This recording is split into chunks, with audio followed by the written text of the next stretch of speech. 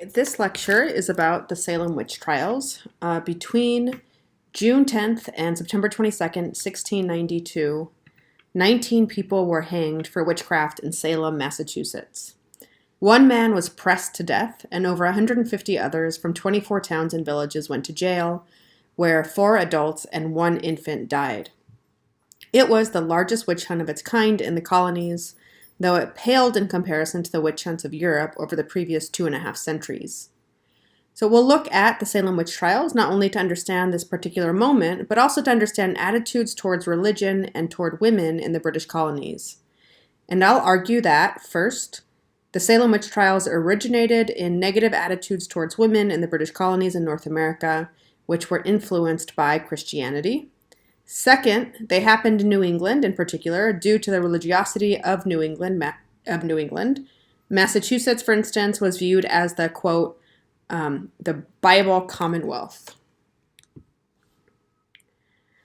So here's an image from the movie The Wizard of Oz. Witches were said to have moles or warts because people believe that when the devil touched a witch to seal a pact, he left a mark, and it usually appeared in the form of a mole or a wart.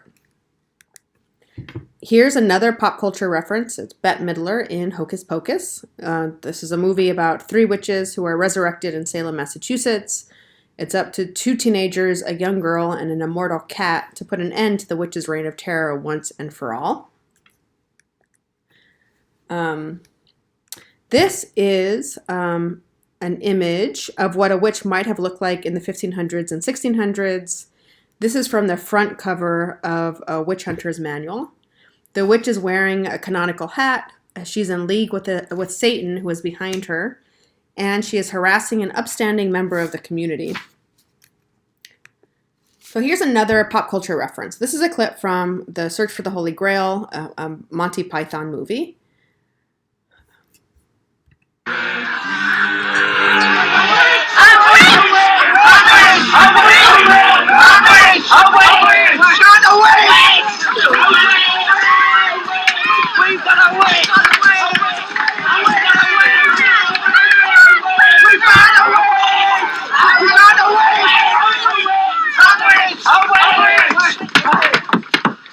We have found the witch! May we burn her?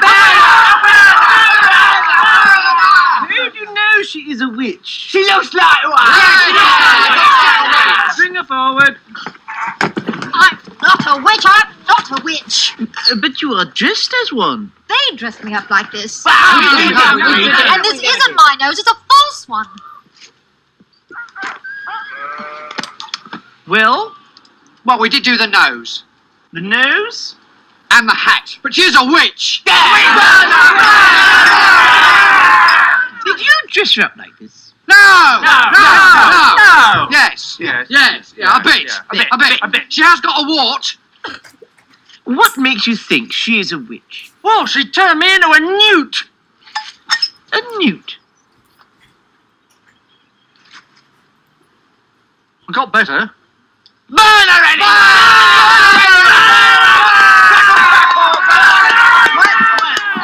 Quiet! There are ways of telling whether she is a witch. Are there? What are they? Tell us! Tell me, what do you do with witches? And what do you burn apart from witches? More witches! Good. So, why do witches burn?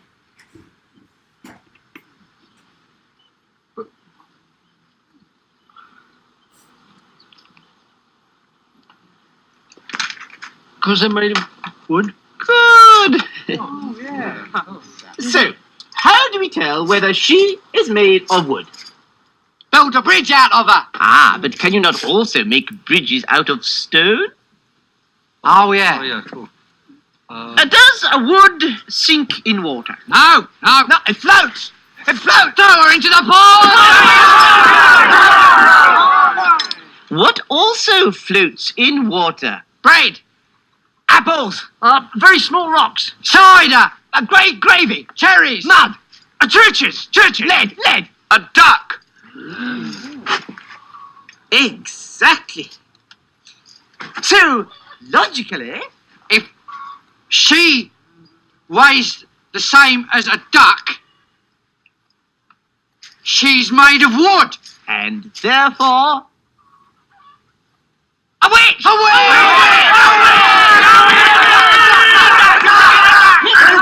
very good, we shall use my larger scales.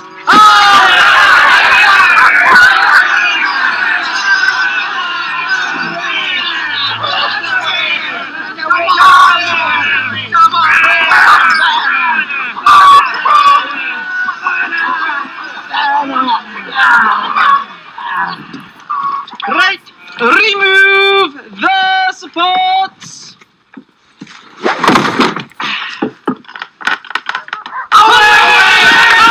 It's a fair cop.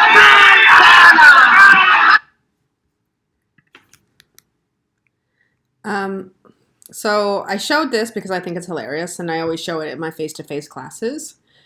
It's not historically accurate, of course. It does show the influence of mob action and the inclination of people to believe in witches, though. So what is a witch really? In the 1400s and earlier, European society defined witches as, or a witch as somebody who could cast spells, gain control over another person by magic, and manipulate the forces of nature in a supernatural way. In other words, witches weren't always thought of as being bad or harmful. But the definition soon became more than this. In Europe, from the 1400s to the 1700s, religious thinkers began promoting the idea that God had never intended for people to have magical powers. So then the question was, where did these powers come from? And they started searching around for answers. Christian religious and civil leaders insisted that these activities were not possible without the assistance of the devil. People accused of witchcraft were charged with engaging in various rituals at night, where they participated in orgies, danced around, renounced Christ, and paid homage to the devil. Witches were also accused of killing and eating children. Because the devil was involved, the use of witchcraft entailed causing harm to other people. This idea that witches were in league with the devil was relatively new, and it set the stage for massive witch hunts that shook the Western world for nearly 3 centuries. It was also a distinctly Christian phenomenon. The Bible says, after all, quote, "Thou shalt not suffer a witch to live," unquote. This Bible quote was used to determine the punishment for witches and is why so many were put to death, mostly by hanging. So to understand how the Salem witch hunts happened, it's important to know something about the massive witch hunts in Europe, as well as the larger historical context in the British colonies of North America. The witch hunts were so extensive and affected so many people that they were called collectively the Great European Witch Hunt. There were perhaps between 60,000 to 100,000 executions of witches over the course of 3 centuries, from the mid-1400s to the mid-1700s. The question is, why, seemingly out of the blue, did these witch hunts occur in Europe? Because of religious upheaval and developing sexist attitudes towards women. Up until the early 1500s, there was one acceptable form of Christian worship, Catholicism. Then Martin Luther started waging a campaign against the Catholic Church. Under Catholicism, there were positive role models for women, in particular the Virgin Mary and her mother, St. Anne. But beginning in the 1520s, Protestantism takes hold in various parts of Europe. Protestants denounce what they call the cult of the Virgin, believing the Virgin Mary had an inappropriately high position within Catholicism. Shrines and temples to the Virgin Mary were destroyed all over Europe, and as a result, outspoken women were looked down upon more and more. Most of the witch hunts happened in countries that adopted Protestantism. The countries most unaffected by what became known as the Protestant Reformation, Italy, Spain, and Ireland, had few witch hunts, relatively speaking. So you can see here which areas of Europe were Protestant and which were Catholic. About 75% of those accused of witchcraft in Europe were women. This bears repeating. About 75% of those accused of witchcraft in Europe were women. Why was this? The answer lies in negative attitudes towards women, which were informed by religion. We've already talked some about the fact that women have fewer rights than men in society at this time. For a long time in various cultures, There were negative associations between women and evil practices. The Bible, for instance, wastes no time getting to the story of Eve. Eve is responsible for original sin that resulted in humanity descending from paradise to a world of suffering and injustice. Also, because of changes in Christianity, witchcraft gets associated with women in part because of the work of Jacob Springer and Heinrich Kramer. Springer and Kramer were essentially a police force for the church in Germany who wanted to make sure people acted in appropriately Christian ways. They were so successful that they wanted to share their wisdom, so they wrote this book called Malleus Maleficarum, which in English means the Hammer of Witches. It enumerated the right criteria one needed to successfully prosecute people for witchcraft. They were the first to identify women as the most likely to fall into Satan's clutches. Why was this? So women were morally weaker than men, supposedly. Kramer in particular was fanatical in his hatred for women. He believed that because women were lustful and sexually insatiable, they were more easily influenced by Satan. He believed that wherever women had any power, from having property rights to working as midwives, assisting in the birth of children, they were essentially responsible for the bad stuff that happened in the world. These ideas from Europe traveled on the Mayflower with the Puritans. The Puritans were Protestants, not Catholics, and thus held many of the same views towards women.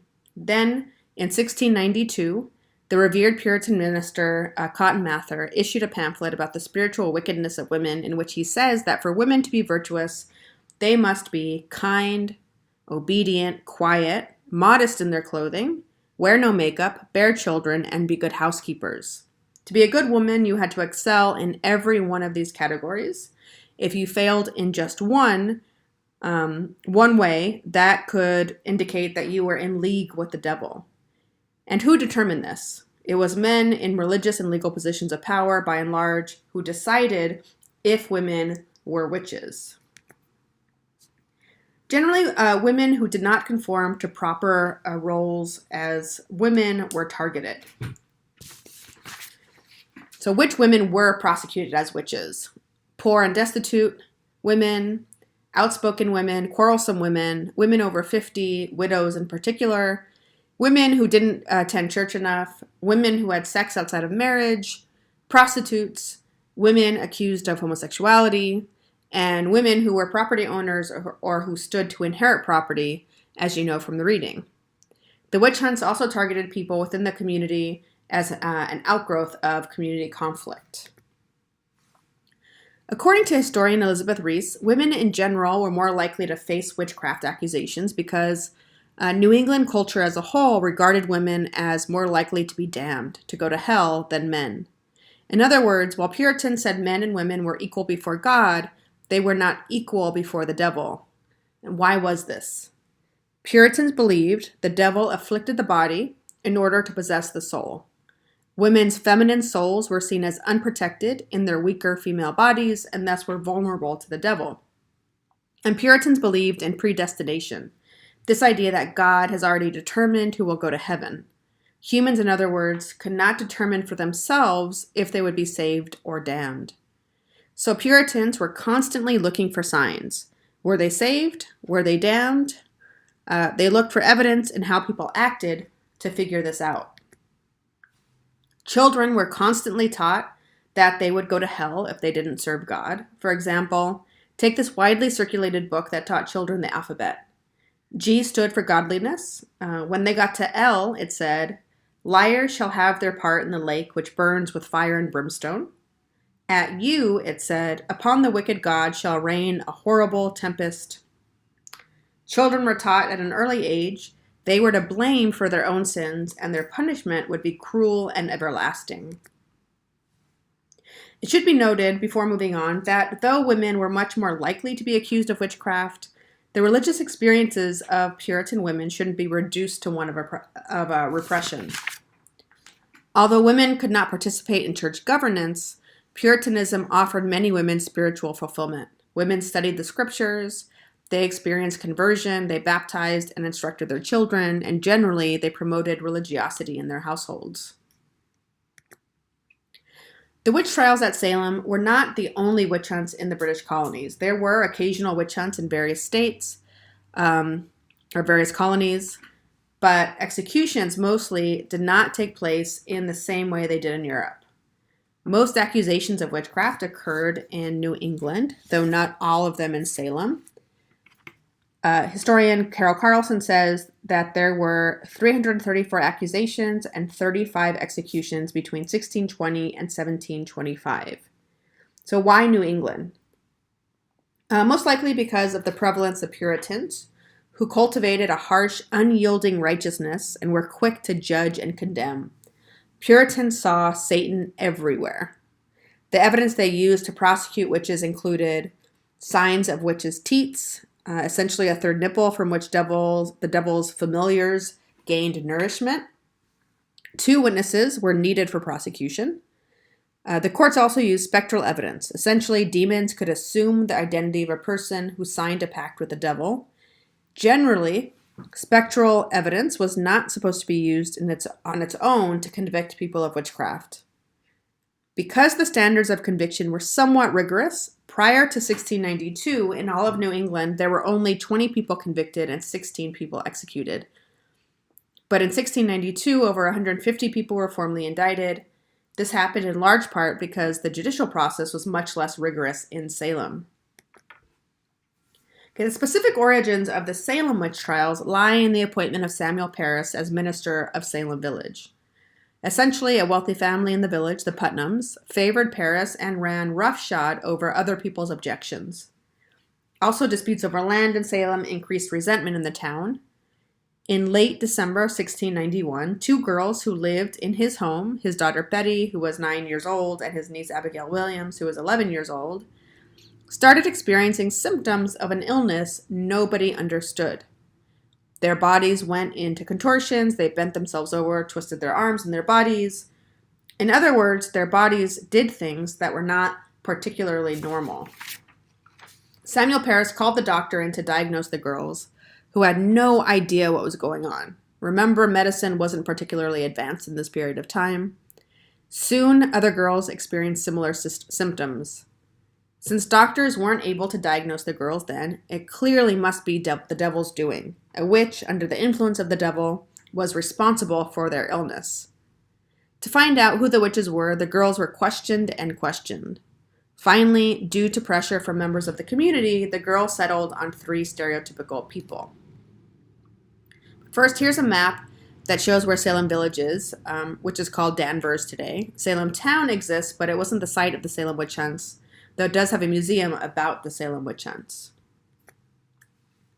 So Sarah Good was the first to be accused. She was known in Salem Village for being outspoken and being destitute. She begged people for charity. Sarah Osborne was actually wealthy, but she also had an unsavory marital history and she didn't attend church regularly. Lastly, Tituba was a slave in Samuel Parris's house, and there's evidence that Samuel Parris beat her into confessing that she was a witch. Because she confessed, Tituba was not executed. Sarah Good and Sarah Osborne, on the other hand, refused to confess to witchcraft, and they were the first to be executed. They were hung, not burned at the stake. In court, witnesses used spectral evidence to convict the women. All one of the children had to say was that a spirit or a ghost appeared in the form of the person who was accused. Spectral evidence also involved dreams and visions. In all, over 150 people, mostly women, were accused of witchcraft and tried. 19 were ultimately hanged before the witch hunts ceased. So the 2 big ideas to remember. First, you can't understand why the Salem witch trials happened without understanding the broader context of sexism in British America and during the European witch hunts. Second, they happened in New England in particular due to the religiosity of New England.